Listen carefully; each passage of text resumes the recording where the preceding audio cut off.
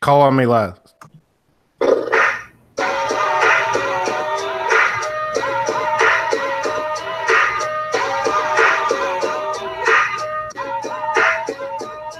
know it ain't no stopping on the dogs I'm dropping. It's Friday night, so everything is popping. I got skin to spin on the head. So let the... It's 11:59 at Radio Free America. This is Uncle Sam with music and the truth until dawn. Right now, I've got a few words for some of our brothers and sisters in the occupied zone. The chair is against the wall. The chair is against the wall. John has a long mustache. John has a long mustache. It's 12 o'clock, Americans. Another day closer to victory. And for all of you out there on or behind the lines, this is your song. And welcome everybody to our daily gun show. Come to you live every weeknight at midnight Eastern. We talk about guns for an hour. And it is Friday. And it is, I don't know what episode it is. 645. So 645 episodes. Looks like next Friday will be episode 650. So on Fridays we talk about the industry. We talk about tech. And we got some people joining us from all over the country. We got Gary jumping in from Kansas. 10 for the hen. Thanks for joining. Hey, thanks for the invite.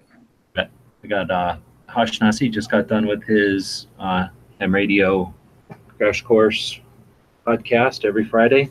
Yeah, man. It worked out. It was great. Beautiful. We talked about ham radio HT antennas. So if you have a little handy talkie, we talked about some of the best ones you can get for your dollar.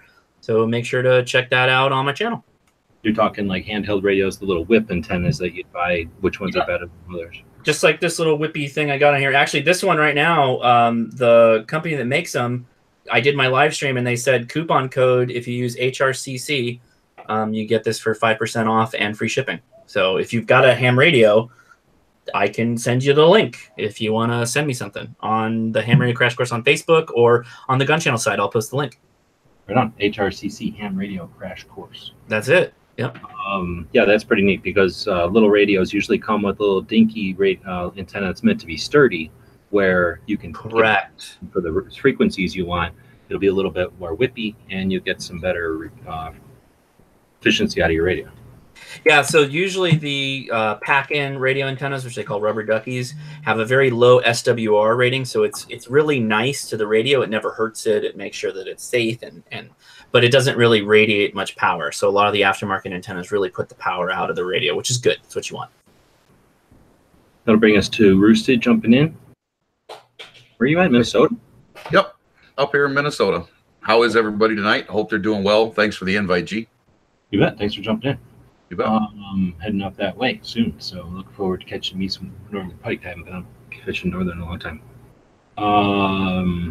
Snob jumping in from Oklahoma. Thanks for joining. Yep. Thanks for the invite. Looking and clicking here at the same time, seeing if anybody else wants a link. So if you do, raise your hand or something out in the chat, and we'll see it out there. I'm down here in Tucson. We talk about guns on this show, so maybe we don't talk about it enough. It's called the Daily Gun Show. I like to go to gun shows, and I like talking about guns. And I think talking about guns at this level is important, so we keep pipelines open, we keep our knowledge of how to use the internet sharp, and we keep channels there, networking and so forth, so that when important stuff comes through, we have the railroad tracks to get that information out there instead of trying to rebuild the wheel each time some initiative happens. Bloomberg certainly doesn't have to pay for that, so we have to do this kind of stuff on our own, and honestly, it's a lot of fun. We get to play around, chat about stuff, and Patriot wants a link. So we do this show. We're 600 episodes in, so that we don't get fed by, or led around by the agenda-based media that's out there. I can't stand talking about whatever they want us to talk about, especially when it's a firearms-related thing. It's never something that is interesting or decent. So, you hear about the Kardashians, though? The Kardashians? You hear about that? No. So, okay. So that's why we do this show. And I'm in plenty of shows, so I'll chat about stuff. We're not ignorant to it or unaware of it, but don't need to talk about it all the time. So this at midnight, we just talk about plain old guns. Bob and I started this show, I suppose, just do the math, 600 episodes ago. Must have been something like 600 days ago. Add a few for weekends, I guess. And we just wanted to just do something on a daily basis so we could talk about a gun shop every day, so that we could talk about maybe a gun every day. and stuff like that. So that's pretty much the stuff that we still do. We've changed the format a few times over the 600 episodes, and it'll change again. I'm about to be on the road, so we're going to figure out something. Potato said he might be able to help out, so we might have to alter the times a little bit, or maybe somebody else can help out who wants to be part of the show and start the show up every day at midnight, so that while I'm on the road, it's a little easier to deal with. But anyway, it's called the Daily Gun Show, so that we can talk about guns every day. So that's what we're doing. So what we got? Industry and tech today. And today we're talking about bullpups, I guess, because there's a bullpup shoot coming up. So yeah, that happens in Illinois. I think it's the 4th or 5th anniversary of it now. I went to it last year. The site is pretty cool. The place that it is called, the place that it is held is called the site, and it's kind of in rolling green hills in Illinois, in the middle of a cow factory. So it's basically isolated as far as Illinois can be, and because of the way the hills are and the trees and everything, all the noise just goes straight up. So you don't even know you're there until you're there. Really neat place, and what should I say? Well manicured, well built. You know, not what you'd expect. Not a little shack out in the middle of nowhere. Like more like a deluxe, like thing you'd see out in Wyoming or something for like doctors to go hunting in.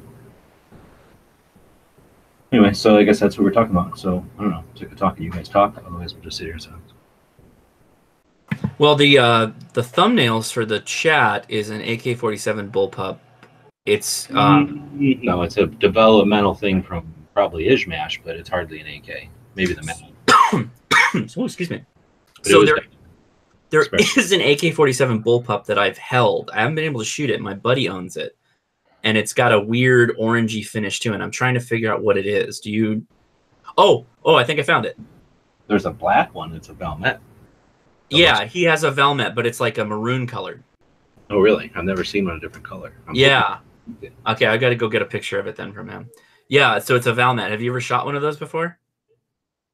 Oh, heck no. There's very few of those in the country. I've really seen of them, but never even fiddled with one, I don't think. Yeah, he showed it to me, and I'm like, what is this thing? It was obviously an AK-47, but then I shouldered it, and it's got that whole weird sight that's off to the side. I'm like, oh my God, this is crazy. He's like, yeah, it shoots great. I'm like, even as bullpup with the linkage all separate, he's like, yeah, it shoots, it's an AK. Finland, and they're all worried about making guns good. So yeah, good gun. But super well made guns, yeah. So yeah, they're super rare and they're expensive. So if you got somebody who's out there shooting it and will let you fiddle with it, definitely don't miss an opportunity to do that. Okay, cool. I didn't know that it was. I mean, I've never seen one before that one, so obviously it's probably a little bit rare. So yeah, I'll find out how to get my hands on it again. Kalashnikovs were made in 1947. That was the end of the World War II. Then the Cold War starts, and we start, getting into, we're not going to tell them, they're not going to tell us, the Cold War. And they create the AK-47, later on the AKM, and then the AK-74, right? And then somewhere in there, I guess Finland captured some or something. I think they got forced some. Finland wasn't ever Russian, but they tried to make them, right? So they somehow got some of the AKs, though. I think they didn't take them, though. I think they were like licensed. So somehow Finland got them and started making them into the Valmets, and then they started importing them. So they were actually the first ones imported. But since they looked so weird, like space age looking, they didn't look like AK-47s. I don't know if that was intentional or because they didn't like the look of AK-47s, or they thought we would like. I don't know why they look like that.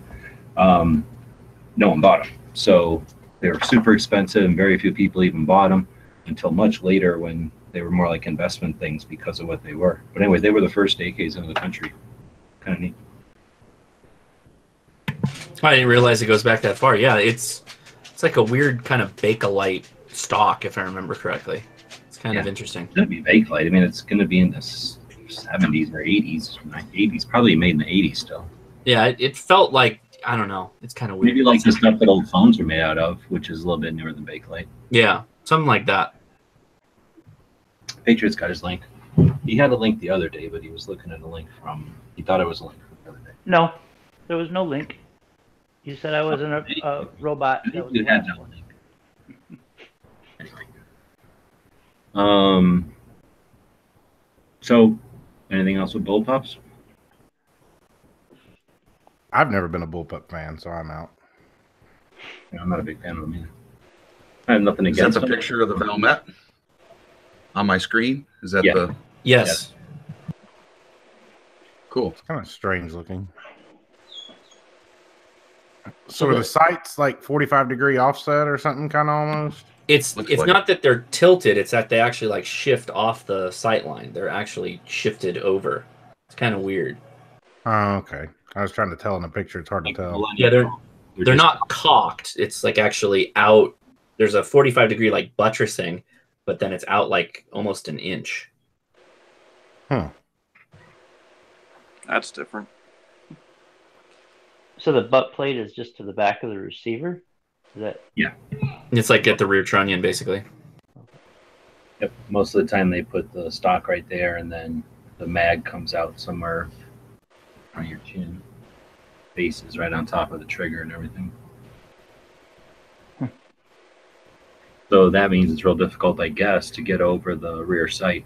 You would think you would just hold the thing not horizontal. Hold the thing at an angle. I guess that's not.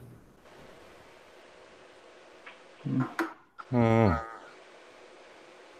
I mean, it makes optics almost impossible, right? Because there's really no mount for anything like that. You can always duct tape something on the side of it. Yeah, maintain duct tape 0. Oh, we're out of 0. Put another layer of duct tape on it. Well, if you use Gorilla Tape, you get at least one extra shot out of before you lose 0. Always super glue. Only the pros use JB Weld. There you go. so the sights come off on the left side of it? Yes. Yeah, they're off the left side. Which I'm not even sure how that like all works out. Like when you sight it up.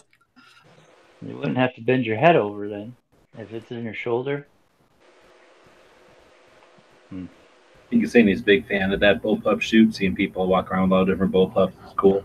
And then he saw a rare FN 2000. So I'm biased, so I didn't probably see the Bullpups over there as much as somebody who's into Bullpups. I thought there was other guns. Maybe I saw the one or two other guns and went, oh, there's other guns besides Bullpups.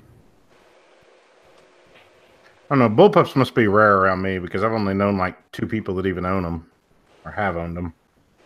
And you never go in a gun shop and see one around here. No, they don't lend themselves for hunting, right? And then, they weren't really used too much for actual issue or anything. So there's no like big surplus demand. So it's really just people that are interested in the form factor, I think. Because if the triggers were good on any of them, I think it'd be a little more applicable. So Yeah. so even what the I felt like. military style, ones, the triggers are bad? Or Very style. I mean, like a Steyr That's the part. offense, military one. Or I guess there might be another one that I've never shot. Steyr's got a decent trigger, I guess. Not decent for a bullpup. It's not a good trigger. Only bullpup I ever shot was a Tavor 21, and that was years ago. I played with an X95 at NRAM this year, and trigger wasn't as bad as the other one I shot. I don't even remember what it was. I don't have any clue. It was years ago. But it still wasn't nothing great. Do what? The Tavor? Yeah, at NRAM this year is what I played with. Well, I guess I don't know. I pulled triggers on it, but not enough to have remembered it. So I guess it didn't change my mind, but it is at least attempt at it, right? Not just some gun that they made into a bullpup like most of them. Well, a bunch of them were. so is it a legal thing where they couldn't use electronics? And I mean, obviously, you wouldn't want electronics for have it work all the time, but with a solenoid or something, wouldn't that be an option? I mean, if it's just for something that you play around with, or is that a legal thing? You would think so. I mean, it definitely isn't. Anybody would want that for reliability, but like you say, just for taking to the range, you would think that would be a thing. But maybe there's, I don't know, I was going to say delay, but it's not like electronics are poor anymore. Well, what was that rifle, the bolt action? Was it a Remington or something that made one that had the electronic trigger that time years ago? I don't even remember now. There was somebody that made one. I just wonder if, like, with the laws and stuff, if there's some, you know, because it's not really your finger actuating it. No, I've seen electric triggers. You can get them for those kind of guns that you bolt down. And then also for like sighting in, they make different remote triggers that you can put on a gun so that you put no, you know, so when you're sighting something, I imagine at distance or for accuracy, you're not putting any influence at all on the gun. Okay. Yeah, the Remington Model 700 E-tron X centerfire target rifle. That's the one I was thinking of. I had that electronic trigger. It was basically your trigger was just a button. I'd be worried about it going bad after a few thousand rounds. I don't think it was very popular. Yeah, I don't think it would be too reliable. I mean, you'd have to charge it up all the time. Plus, with a solenoid, what happens when it gets stuck open or closed or something like that?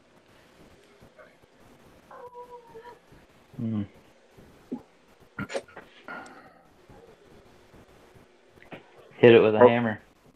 Well, I was What you curious. have to do. Will it go off if you have a chip in your arm like some people in this room?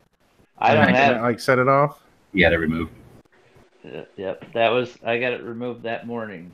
Oh, so you're free again now, huh? I am 100% human.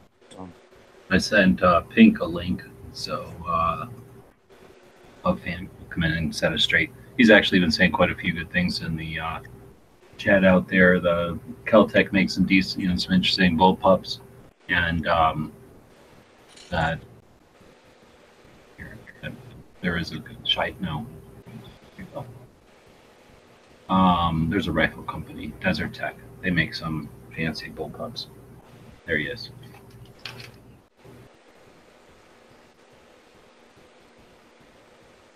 Are there any bullpups that have the magazine come off the top or the side, so that there isn't that issue of getting around the magazine with the trigger?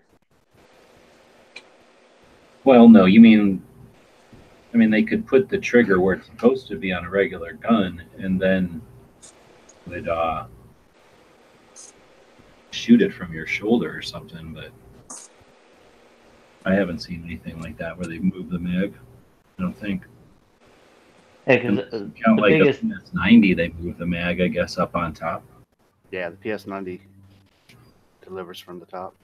Because isn't that the biggest issue with the bullpup is that, you know, relocating the trigger and you have to get around the magazine or something? Or the problem is, yeah, because they're trying to retrofit a regular gun into a bullpup, so they leave the mag and the trigger in the same relationship to each other, and then then you gotta go all around it. That and you get blasted in the face with gas.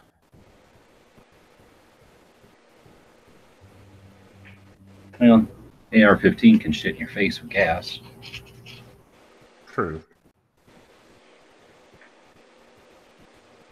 Like I said, I don't even remember what bullpup it was I shot. It was only one time I ever even shot one. I wasn't impressed at all. That was years ago. Now that you're talking about those Desert Techs, I forgot about that. And that's a big gun, and it's kind of different, I guess, having it shoot behind you, kind of, but not really. And that just lets you have a really long barrel on a normal sized gun.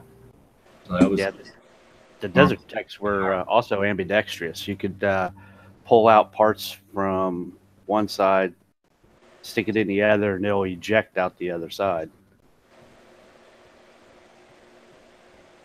Yeah, I guess that's always something I forget with bullpups is that you still have like a compact platform, but you've got a decent sized barrel on it. I always forget that. I know that that's one of its major features. Well, yeah, exactly. And that's like, so why? You know, for like 99% of the time, you don't need the long barrel for just doing short work. So who cares if it's all, why make your gun all complicated? But when you start talking like really long barrel, but a standard size rifle, you know, I guess that could be an advantage. Like I say, that Desert Tech, actually, now that you mentioned that one, is not so, or that Desert Tech, it's not so bad. It's, you don't even really think about you're shooting a bullpup. I mean, it's a bolt action, so I guess you're not doing the stuff in front of your face, but. Yeah, that Desert Tech is also I mean, it's amazing to shoot. We were 3 rooms down. The one lane or the one range out there in Vegas had like 3 different rooms with different lanes in it, and they were in the far room, and we were feeling the concussion in the first room just from that them down there shooting that desert tech. So I'm looking at a picture of them. Where does I see the bolts on the right side? Does it eject the round on the left side then? You can flip it. You can configure, like pull it out, pull the bolt out and flip it to the other side, and you close off like an opening, and it'll shoot out the other side. Just trying to look at it and figure it out. They're kind of neat. I mean, looking. I like that. You could get an 18-inch barrel on that really easily. I mean, the one I'm looking at, how long is the barrel on this thing? Yeah, it was either 16 or 18. Yeah, the brake they had on it at that range. I mean, you pretty much had to double up your ear protection because it was brutal. Yeah. I mean, you got your face all up on the breech of it, which is kind of interesting. I like it. This is actually the first time I'm seeing this. I mean, this is that's pretty funny. I'm gonna post this picture. How do I show that? There it is. Hold on now. Look at this kid. He's riding it. That's pretty cool. Funny. Kid's happy as could be. Yeah. Dad's gonna give me this rifle when I turn 12. Well, a bullpup allows a kid to shoot a gun younger, right? Because they don't have to be so long. Sure. Yeah, absolutely.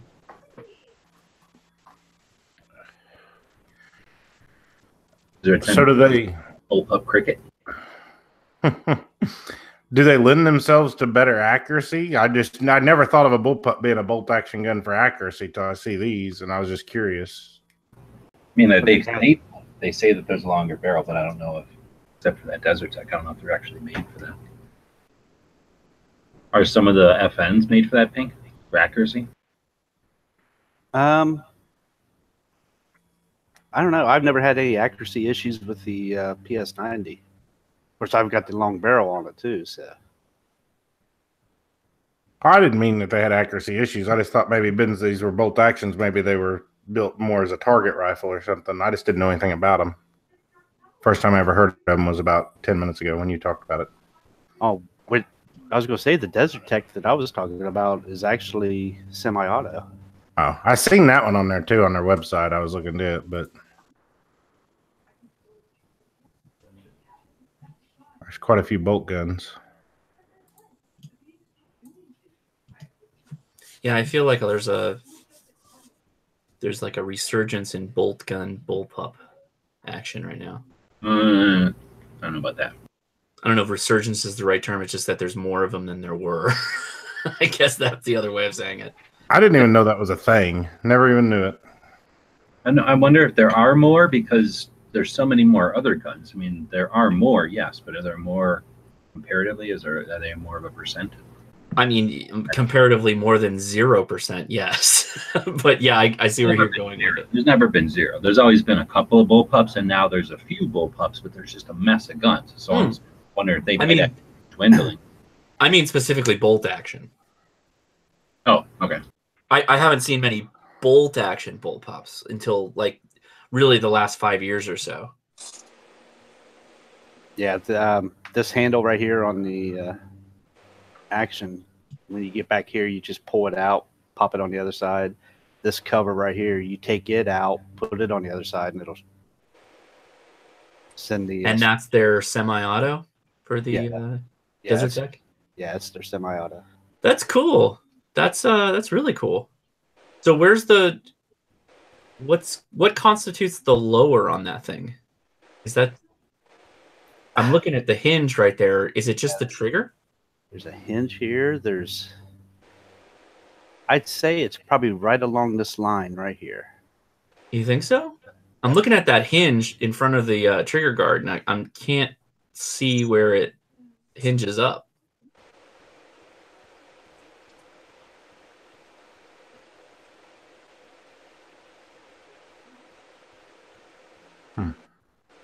Oh, look, they got it compared to the ACR there. That's interesting. Much less. Much less. Yeah. Look at that. It's 12 inches less. And it's 12 inches of stupid barrel that's just sticking out the end, really, for no reason. And the other, you don't get any kind of real estate up front. So if you are running night vision and lights, people go, oh, night vision, who's doing that? Well, if you're fucking really fighting people and you're in the dark, which makes it way easier to fight people, then you want night vision.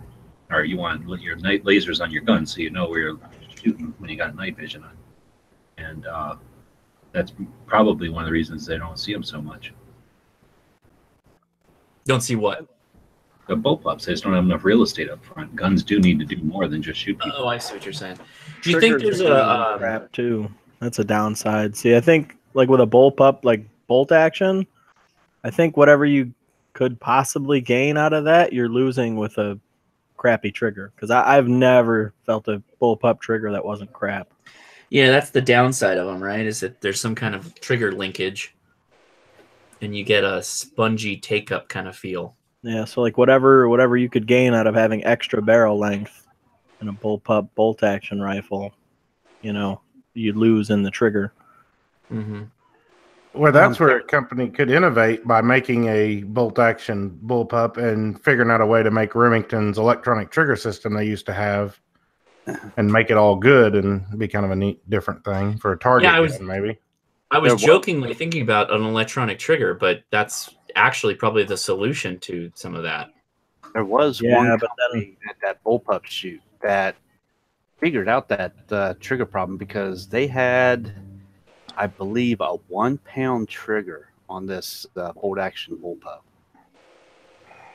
An electronic trigger, I don't think would happen because some guy is going to take apart like a Super Nintendo controller and make that thing full auto. Nope, I was wrong. It was a half-pound trigger. I'm going to plug mine into a clapper. There you go. So you can just sit across the room and shoot it. MK clap. Wow. Okay. The microwave. I turned the microwave on and I killed the family. Right. But back on that, if it's a bolt action though, and the electronic trigger, then there shouldn't be any issue with them thinking it can be too easily converted. I still gotta believe that the ATF would be like, no, not gonna happen, never gonna happen. Take your toys and go home. Whoa, not Remington, gonna do it. Not gonna do it. Remington made an electronic trigger bolt action. Anti-gunners don't see any illogic to that situation. Yeah. We want you to have an electric gun, but with a bracelet, but you can't have an electric trigger. Well, they would say we could fire it from our phones while we're 200 miles away. We already had that, so you guys don't remember. This was 90s, so probably 98, 99.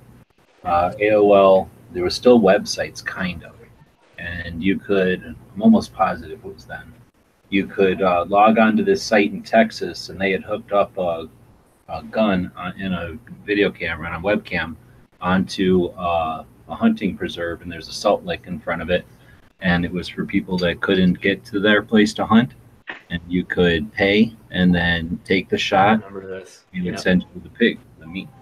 I remember this. Yeah. About it. Remember that? It was a long time. Yes, I do. Crazy. That's awesome. Damn, that's cool. Awesome. You guys remember back in the days of before everything for webcams? That was like the biggest thing. Like, oh, I can go online and I can go to the webcam at the big building downtown. And then every once in a while, you'd get a chance to control that camera and you could make it look at stuff. And then whenever you weren't looking at it, you could watch what other people were looking at. So, like, everybody, where all the chicks were in a building across the way, like they'd zoom in on the girls working in the offices, or like they zoom down at a park and see what's going on, zoom in on cars and stuff. Wasn't that called digicams, that system? I don't know. There was a bunch of them. I mean, that used to be a thing too. Like back before blogs kind of took out. Like there was a lot of webcams. Like they'd refresh every minute or every 14 minutes or whatever, and it was just a static shot, and then they just update occasionally. And so you'd go to one page, and there'd be like 14 of them. Yeah, They're watching there was places like we would go to lunch and we would run down there. Somebody would jump into that webcam, and then you'd try to get back to work and see yourself on the webcam. Yeah, for sure. I totally remember that. Or yeah, there was all kinds of craziness with webcams. Like everybody's using those crazy like Logitech ones, the little ball cam. Remember that horrible ball camera? I actually think I had them at one point. I got one in the drawer right here. Oh my god! Do you really? Show me. Do you have it? Put your camera on it. I don't actually. This is 2018. I don't have a camera. Are you kidding? Yeah, I'm gonna live stream my camera. It has a camera. It's a Logitech golf ball. Yeah. I gotta. Somebody should mount. Somebody should use that on their next Gun Channel's live stream. Just use the Logitech camera.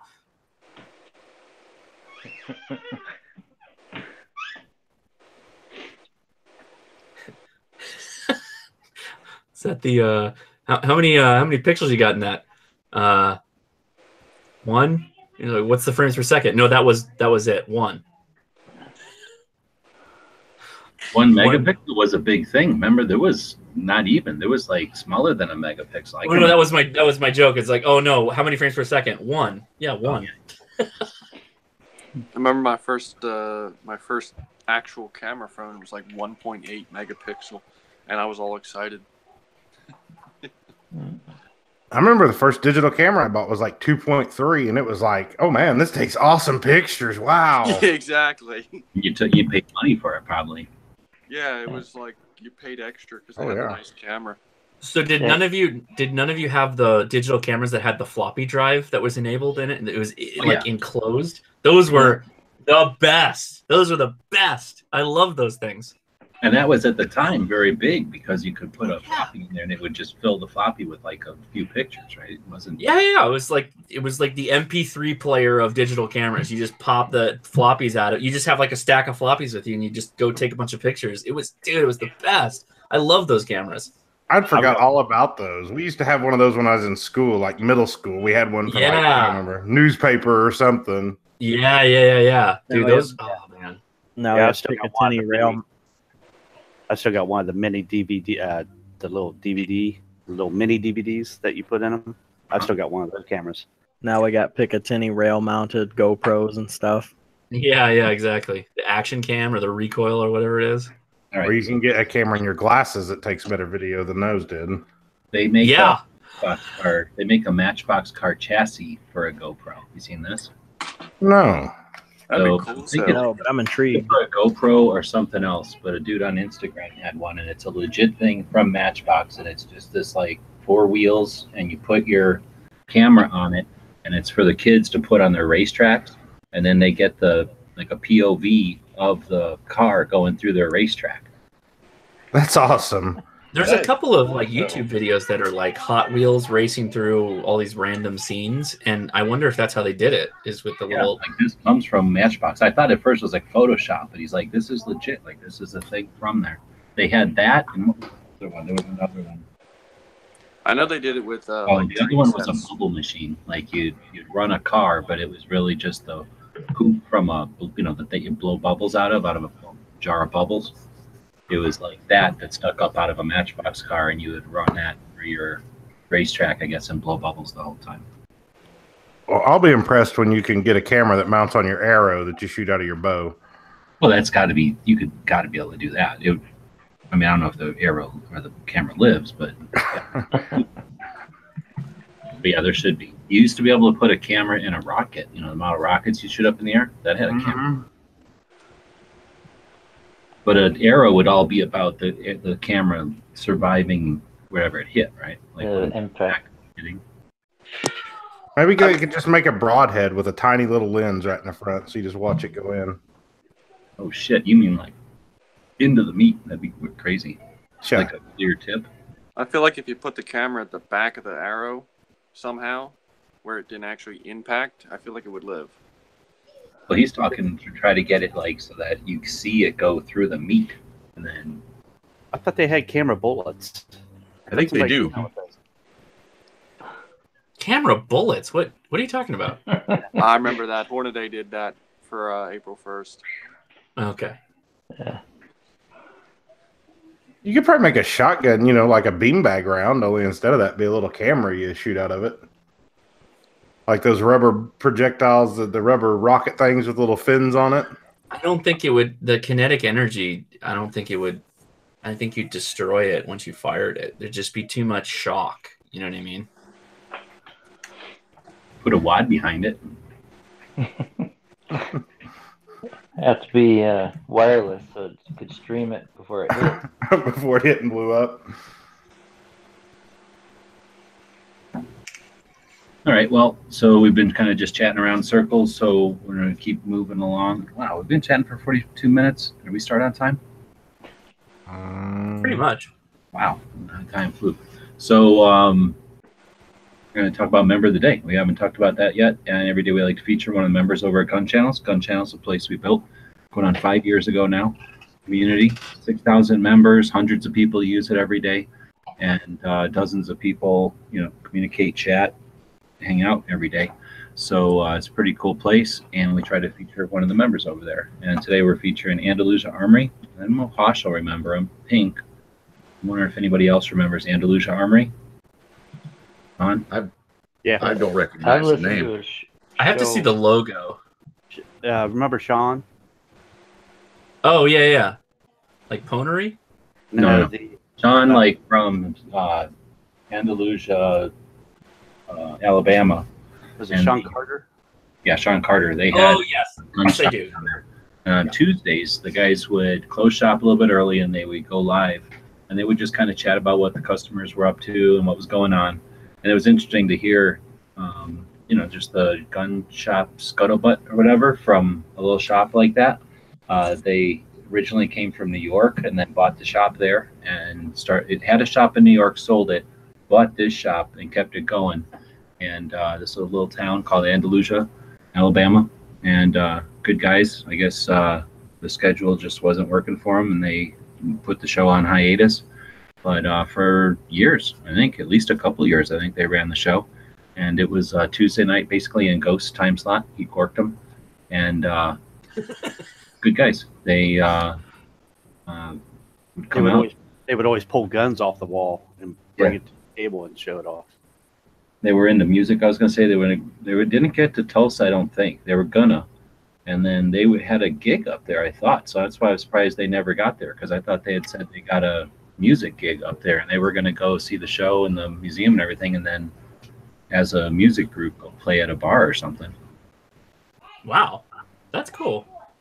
Yeah, I like badass community groups like that. Like, yeah, well, we run a gun shop by day, rock and roll band by night. It's pretty sweet. Oh, if you needed to know anything about the guitar equipment, the pedals, anything, they had all the information. I mean, they would bring out like 8 pedals and go through the differences of them. There's been definitely waves on gun channels of people who've been musically inclined, I guess, or musicians, and that was one of them, I suppose. And they would have chats where they just got into guitars the same way. I don't know, Dead Horses over there right now chatting about reloading. There'd be just chats seemed like all the time chatting about music or something. And they would play. Well, Smeggy even played. These guys would get together and play during the live chats. I don't know how well that really works with the lags and stuff, but it's getting better and better. We were laughing about the old days of internet. Man, I can't even imagine. We paid a lot of money to have fast internet conferences like this. Made work a lot easier, right, when you're working from both sides of the country. And it was nothing like this. The lags were insane. They were better than anything else at the time.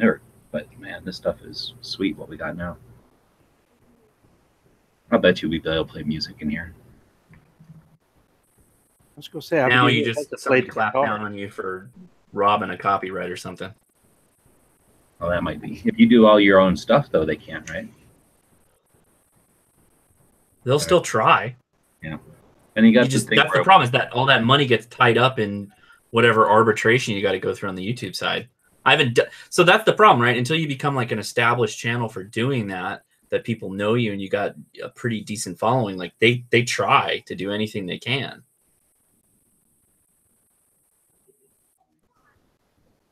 Yeah, I can remember the one night the Smeggy got his drums out and somebody had a guitar out or something like that and they was trying to play. Yeah, that's got to be really hard because there's got to be, even when you're in the chat with all of us, there's got to be some kind of minute lag. Well, we don't even notice, right? Because we're just talking to each other, right? So how would we know if this thing is time compressed and shit? In fact, it has to, because I know when I go offline, I'm still talking to people. It's got to be using some kind of time shift magic. So some of us are saying this stuff 6 seconds ago, and the rest of us are hearing it right now, but we're all in the same conversation somehow. Right. So yeah, I mean, we are hearing it. We're probably getting the best connection to each other. But then the output of this is getting then put and compressed and put out to everybody that's watching. So who knows? I mean, who knows? That's crazy. Wondered, has anybody ever done something where, like, if we each held up a timer and then we each had some sort of alternating colors so that then the end users would see all the different screens, and how if it was all working together, we would all change colors at the same time and all of our numbers would line up? So this is actually really... This is a weird ham radio little like confluence, but so do any of you have radio receiving clocks that set themselves based off of radio? Like an atomic clock? Yes. Yeah, I do. I won't buy one because of number one, there's radioactivity in it, and number two, it's how Skynet keeps track of where you are. Right. So if we all put our clocks on the same time zone and held them up, would they be the same? Because technically we're all supposed to be seconds, like dead nuts on. Yeah, that's interesting. So I mentioned this, and I don't want to go on a big tangent, but the government wants to shut down WWV and WWH. WWH is the radio station that transmits that atomic clock frequency. So there's a petition out right now. If they can get to 100,000, the government won't shut it down. The idea is that they think they're going to save $6 million each year by shutting down this radio station. I thought our phones went let it go public. Why do we need the fucking government to run a fucking... Yeah. I'm with you. But at the same time, if you think about like big to small, we should be focusing at the big money and not the small money. Well, with that said, I agree with you. I understand both arguments. I'm okay with getting rid of little stuff. You got to start somewhere. But yeah, I hear you. Okay. Doesn't our clocks run off the atomic clock? That's like Eon Flux or whatever could do one of them without even thinking about it, and then he'd own atomic time, right? Are we talking about Elon Musk? Yeah. Oh, I thought you said Eon Flux. I was like, yeah, the cartoon? TV? Okay. So you How much are those atomic clocks these days? Well, I got this one. This one's $50 a year to run it. So this is this cost me about $50. It has 2 time zones. It's a ham radio specific clock because it does a 10-minute reminder to re-ID, like put your call sign out if you're talking. But this thing's awesome. This is great. And I'm in the middle of my house in a very low signal area, and it's got like 3 bars of signal strength right now. And how much are they? This one's $50. You can get them for cheaper than that. It's got a cool little light and stuff with them, right? What's that? Aren't there wristwatches and stuff that have atomic clocks? Yeah. My Casio G-Shock is both solar paneled and atomic. So you never need to put a battery in it? Never. Nice. And I remember when I got a wristwatch with a calculator on it in middle school, and I thought I was the coolest kid in the world. But to preface, the Casio G-Shocks that are both atomic and solar paneled will all be over $100. I don't know of one that's under 100. But then you can't use the excuse to be late. How do you make up an excuse if you got one of those? Sunstorm, solar storm. Yeah, I don't get it. Well, I've got an atomic clock. I don't know how much it costs, but I know I didn't give $50 for it because I'm a tightwad. Oh, DTP made a good point. Sean goes by Fall Creek Pepper now. Oh. Pepper. On the YouTubes, does he have a link that we can put out there? Or? Probably. I think we have a link in the description of the video to his channel here, but I don't know if we have a link to his on Instagram. It's Fall Creek Prepper. Right, Fall Creek Prepper. It looks like there's somebody there. All right, so we're going to take a commercial break, and I got a patch batch going. So I'm going to be ordering a bunch of patches for Cyber Monday, and I'm going to be doing a couple of designs live while I'm on the road. But for the most part, I'll have all the designs in by the 22nd for the Gun Rights Policy Conference. That way, they'll be being created and should be shipped and everything by the time I get back from the road. And that way, they'll be out and shipped to everybody way before Cyber Monday. So if anybody'd like to grab one of each of the patches we're going to make, it's $50, and that's shipped. So we're planning on doing 10, so that would be $5 a patch. Right now we're up to, for sure, we're going to do the bacon pancakes one, and we're going to do the chairs against the wall, the first in a series of those. I'm going to do a new 7.62 by 39 spam can. The one I did originally was a commercial one. I'm going to do a real Soviet one this time around. And then all we got left, I think we have one more. Yeah, the FU Media. I'm going to do that FU Media patch, but I'm not going to sell that one. So that one will only be available either through the patch like this, or, basically I'm not going to sell them. So there's no way to buy that one ever in the future. So if anybody's interested, there's just 15 days on this one. It's just really the more money I can raise with this, the more patches we can buy. It makes the prices cheaper. So you're really helping us out to be able to buy them at a lower price all the time. So if anybody wants to jump in on it, it's over on Indiegogo for another 13 days. We'll have a couple more reminders, but I'll be on the road, so I won't be pushing this one too hard. I'll just be, as we start to see some people jump in on it, I'll be letting people know how many more patches we're adding to it, and then just want to let people know it's out there. So are these the stitch patches, or sorry, did you mention that in the beginning? Oh, these will all be PVC. Yeah. Oh, okay. So yeah, I don't have any of these in PVC. Well, nobody does. I haven't made any of these yet. So these are those are all the patches I love. Those are all my favorite patches. Yeah, I'm gonna have to get in on this one. If I can get, I think it was 60 people, then we're definitely getting 10. So if we can get 60 people, that's a lot, but we might do one with Matt, because Matt's always wanting to do a patch, and I figure this might be a good way to help him out, and Yankee keeps acting like he wants to do a patch. So there might be, there's no guarantee because I have to still talk to them, that it'll be an option, but there'll be some neat ones. I've got a couple others, like the FU one that I'm going to do that I'd like to do, but I can't afford to just do them because I can't sell them at all. So this will also potentially be a way to get a couple made that I can only get made if there's extra money, because I can't resell them. I'd like to do that one in PVC, that breakfast one. So I got it on here. I'm just going to find out if they can do the little arm of the skillet in PVC. I think that would be a cool PVC one.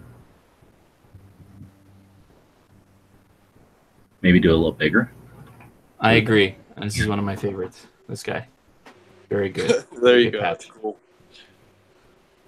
Very good. Bacon eggs. My other goal would be, if we can get enough people on board, I'd like to get, to go along with that revolver. I want to do a lever action rifle, but one that's like ideally in scale to the revolver. So like a 6 or 7 inch long lever action, but I have no idea how much that would cost to make. So see how it goes. Anyway, just throwing that out there. Anybody wants to jump in, there's links. Oh, and there's $10 off if you go through Gun Channels. So it has a secret link. I'll repost that every once in a while over there.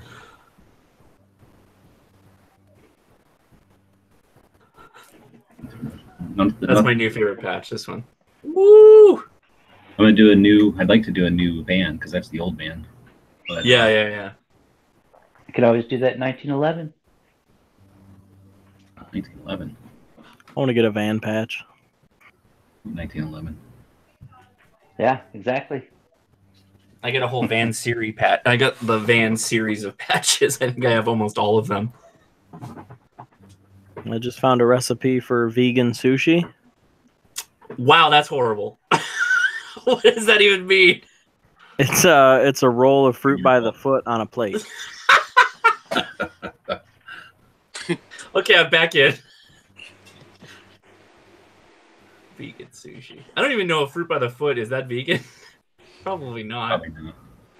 There's gelatin in it. It's not. So had some. Well, I don't know what to do with these, so we're gonna go through them. I've been working on these for the last couple of days. I did originally, I think, 17 Second Amendment advocacy or Second Amendment advocate cards, just for shits and giggles. I just want to see what they look like, and then basically they flopped. Nobody gave a shit, so I went ahead and did the firearms inventors. But of course, we got the gun rights policy conference coming up, so I wanted to do something. So you can't hardly tell the boundaries, but imagine this is on a card, right? So I went through and got most of the, at least 24 of the gun owners' rights organizations out there. Did them chronologically. So we got the National Rifle Association.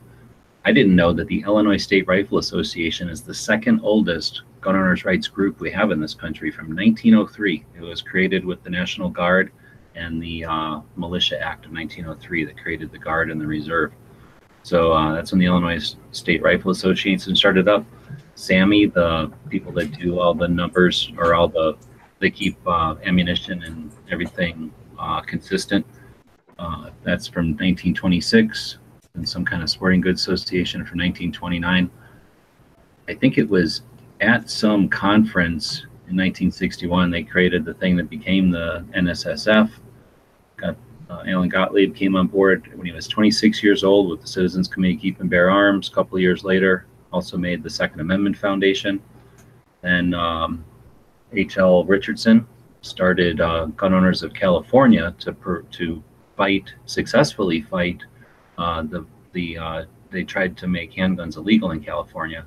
And when that was successful, he took that organization national and created the Gun Owners of America. That was in 1975. This was all before the ILA. So then the NRA said, hey, maybe we should do stuff with politics, and created the ILA. Harlan Carter is the one who did that. He's important because he's the guy that did the October Revolt when they were not doing what people wanted them to do. Then you got the JPFO in 1989, the Doctors for Responsible Gun Ownership in 94, the couple of Citizens Defense Leagues of note. The Virginia Citizens Defense League started in 94, and it became the blueprint for Florida, Arizona, Georgia, and others, Connecticut. Pink Pistol started in 2000, so the gay organization for firearms is 18 years old, one of the older ones. Wow. NAGR is from 2001. That started out as the Rocky Mountain Gun Owners Association and went national. USCCA, Tim started that in 2003. I don't think you know where that was. It was me. Right on. So got a bunch of new stuff from Angelina, so you'll be getting all kinds of stuff that doesn't even exist on the store today. AZCDL, started by 5 guys here in Arizona, 2005. 2007, Students for Concealed Carry, kind of got a rocky start and kept going. It's a tough one because students keep cycling through every 4 years. So how do you keep an organization, how do you keep someone interested to stay in an organization and run it? I would think that one's, I like to give this one a special credit for existing because it is such a tough situation for that facet of firearms ownership. You got Georgia Carry, started out as a part of concealcarry.org, which was a really cool website that existed for a little while back in the day. And then this guy was in charge of the Georgia section. And I think when that site started to fail, he saw that this needed full time, and it turned into basically the Georgia Gun Owners' Rights Group. You got the Armed Citizens Legal Defense Network. Marty Hayes and Masad Ayub started that in 2008 as an option for people that carry. You got the Connecticut Citizens Defense League, also came out of the Virginia as a reaction to some shit that was happening legislative-wise. That was a couple of years ago. You got Florida Carry, started in 2011. We all know Sean. He's a member of Gun Channels. He hangs out every once in a while. Got FPC out of California. Brandon started that along with people from California FFLs, the California, what is it called?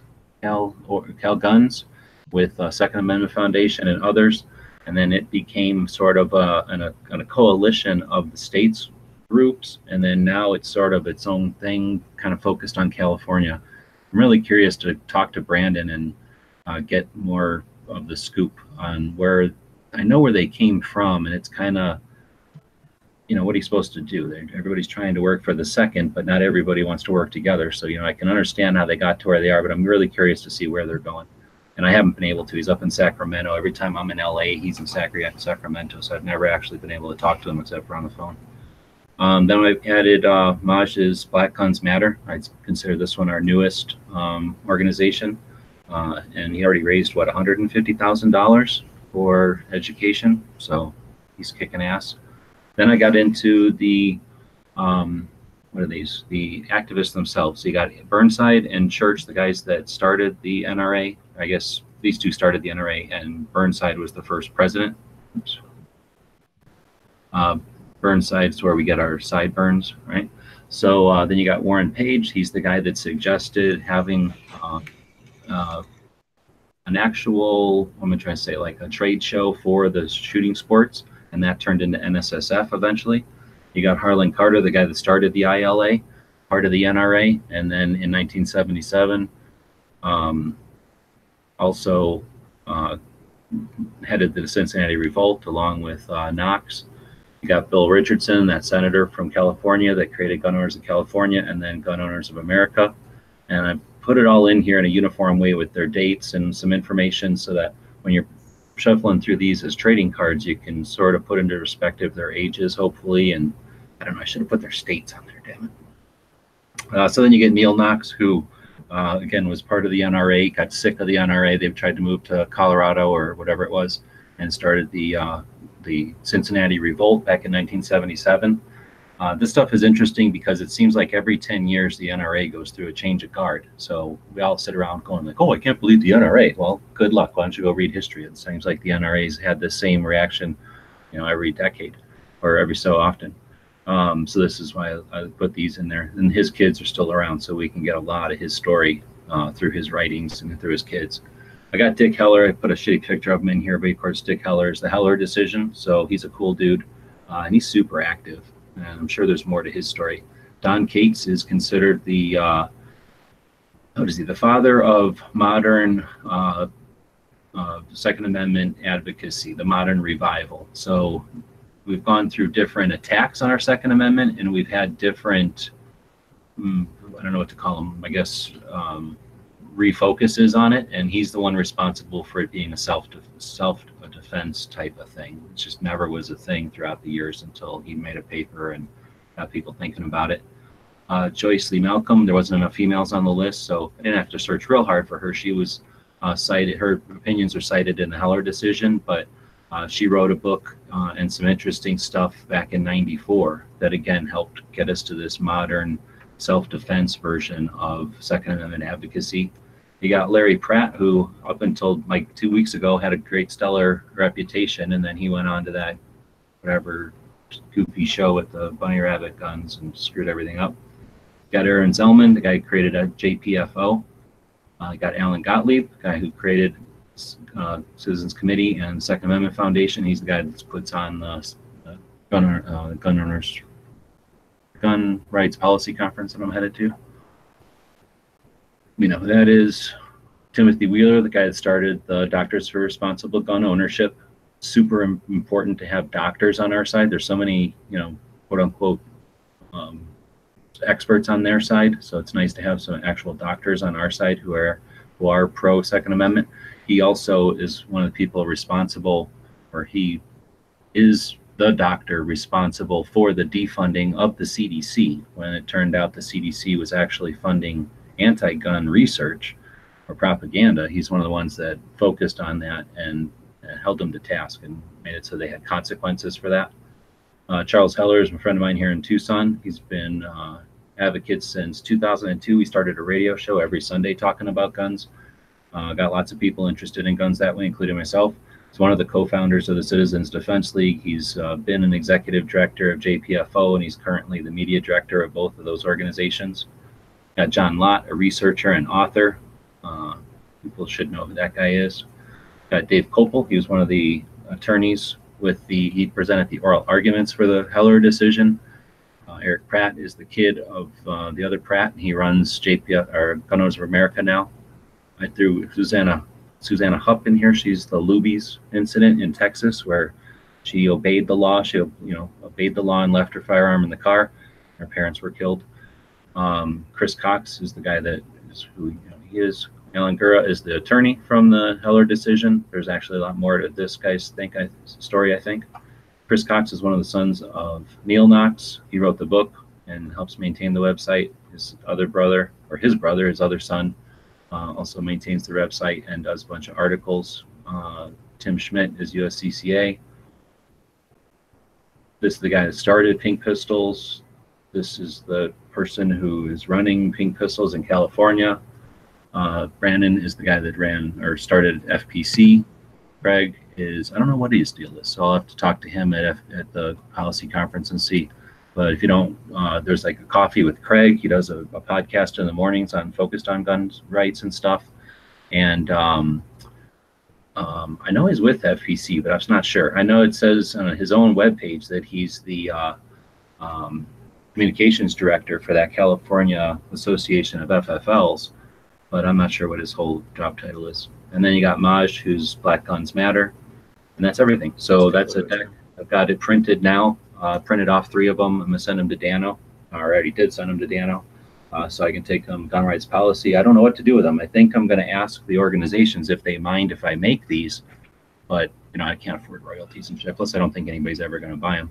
But I'll make them available online just so that people can help. I mean, I guess the goal is to help people keep track of what all our 2A history is and who these people are, so we can give them the respect that's due and the credit that's due, but then also keep them track so that when we have conversations with people, that matter, we have our shit together. So hopefully, if it's of interest to people, this will be a tool that can make that process easier.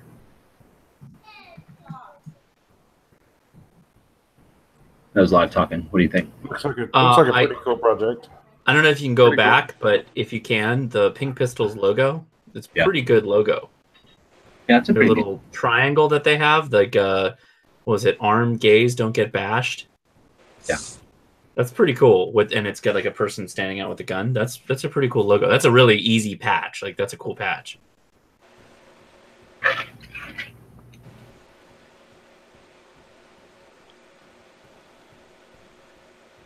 Obnoxious asking, is the unlicensed seller patch going to be in there? I've only ever sold like 5 of those, and I maybe had 2 other people ask me about them. So probably not, but we'll see.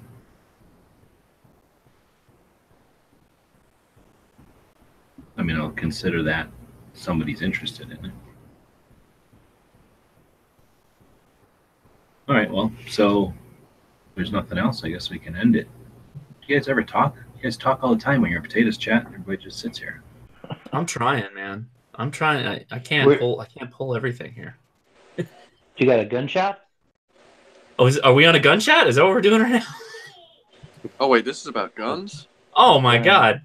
A gun shop. Have you done any of the histories or the gun shop or anything like that? What? What was the question? I said, have you done the Today in History and gun shop of the day and stuff like that? No, we've blown over the time. So let's see. It's August 31st. Here's the link to the history one. Our gun shop is another museum. So called the Fuller. Where'd it go? Called the Fuller Gun Collection, and it's at the Chickmauga. Chickmauga. I don't know how to say it. Chickmauga battlefield, I think. And so it was a Civil War battlefield on the border between Tennessee and Georgia, right south of Chattanooga. When I was there visiting with Haas, we were visiting Artisan Tony, and he took us down there on his way, kind of taking us into Georgia. And it's a pretty cool museum. I think it's the guy Fuller is the guy that owned the collection, accumulated it, and then gave it to the museum. We've talked about it before on the show, not too long ago. And if you're ever in the area, it's definitely a museum that's worth checking out. It's old guns, and it's pretty much a specimen representation of each of the different actions in the evolution of operation of firearms. So it's not, just a bunch of guns, it's a bunch of different specimen types. A lot of glass hand grenades, if I remember right, too. Glass hand grenades? Yeah, they used to make hand grenades out of glass back in the day, so they would, I guess some of them survived. Wow. Pretty cool. That seems like a bad idea if you drop it. Yeah, I'd be really worried about it. How do you transport it before you intend to throw it? I think you light them and then throw them. You put Yeah, beer be in a them, lit fuse. and then you drink the beer, and then you throw it.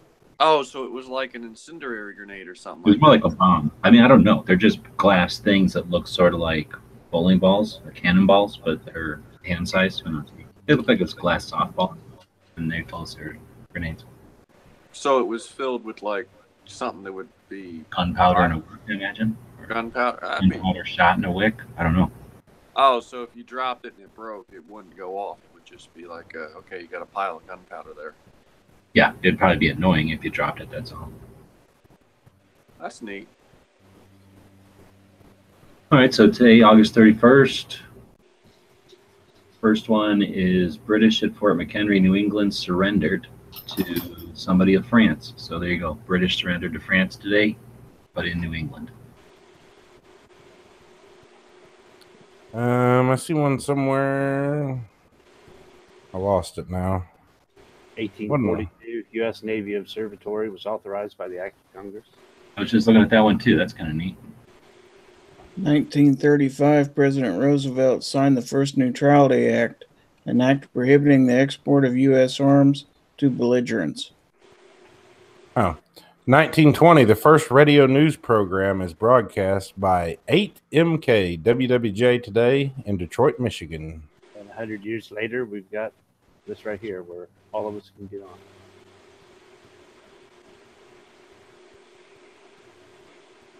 Founder of the first founder and first curator of the National Air and Space Museum. Who cares? The founder of the National Space Museum was born today. 1940, U.S. National Guard assembled. They will be mobilized for 1 year, extended to 2, to train and assist in war games to test new tactics. It says in 1940, 56 U-boats were sunk. 268,000 tons of U-boats were sunk in 1940. Wow. 1941, U.S. Agricultural Secretary so-and-so, Claude something, announces that meat rationing will probably be necessary. That would have been during the war? Yes. Leading up to it, I guess. 1949, 6 of the 16 surviving Union veterans of the Civil War attended the last ever encampment of the Grand Army of the Republic held in Indianapolis, Indiana. That's pretty cool. It's amazing to think that recently in time there were still Civil War veterans alive. I mean, I guess just don't think about it.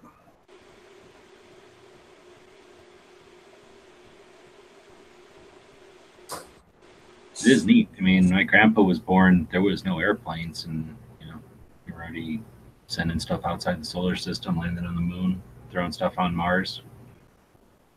1961, a concrete wall replaced the barbed wire fence that separated East and West Germany. It would be called the Berlin Wall. Oh, interesting. Just the other day, maybe a week ago, they were talking about setting up the first fences. I wonder if that was a year later, or if that was just this amount of time later they started making up concrete.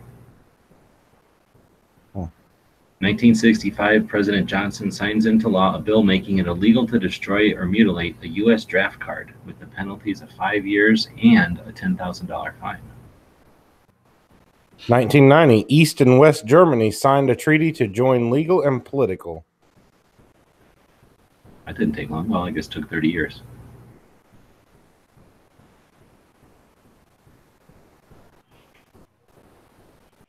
All right, so we got 1, 2, 3 Medal of Honors, and nothing else. The new stuff is never good.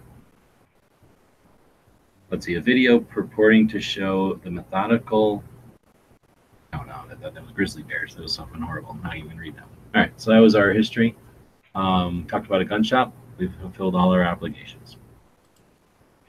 What's the chat doing out here? 19 people watching, 13 thumbs. That's pretty decent. What about movies? We have a requirement for movies, I believe. We could do movies a long time ago. You can do movies. Oh, Jesus. Oh, Jesus. I just watched some horrible movie.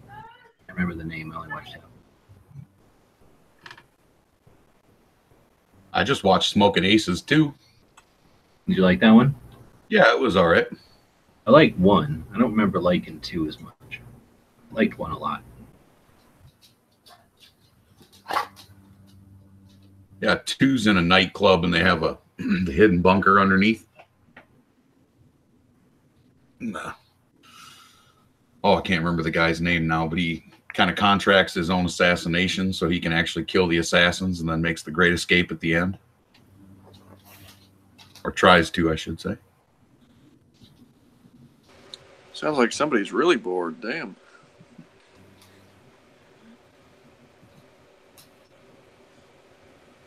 All right. Well, somebody got a quote?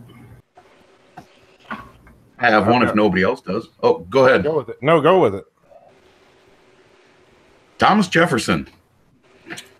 No free man shall ever be debarred the use of arms. That's a good quote. Gunwebsites.com encourage you to take a CCW class every year, practice at least once a month, and carry every day. Thanks for watching Gunwebsites.com.